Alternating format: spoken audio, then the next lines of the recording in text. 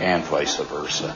What the grotesques are probably most basically about are looking at the variety of possibility in the biological world. There's actually one sheet where he compares a horse's head to a man's head, to a lion's head.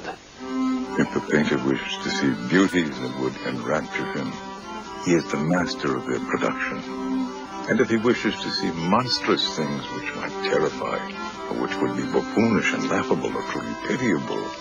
Thin, anguished saint beating his breast with a stone in the desert. In addition to pouring emotional power into this painting, Leonardo showed how precisely he could paint the human anatomy.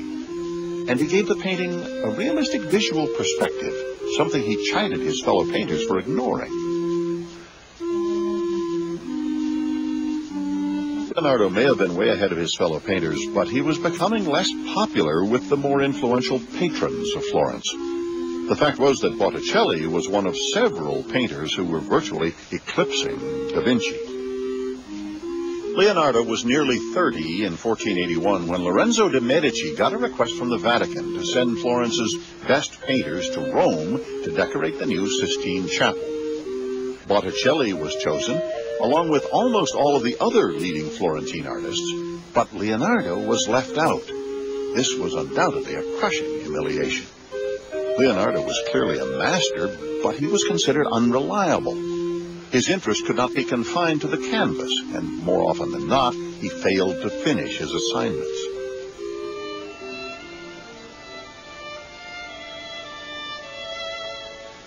In March of 1481, a small church outside of Florence engaged Leonardo to paint an altarpiece representing the Adoration of the Magi.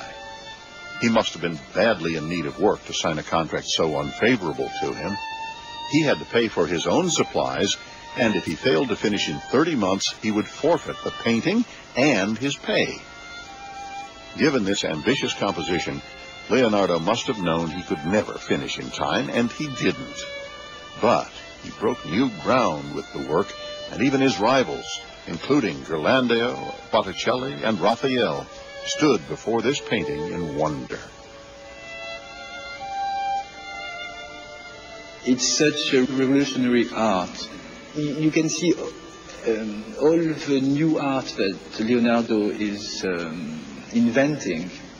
Probably it was even too new for himself, and he left it unfinished, yet it's probably the first really modern painting of the time.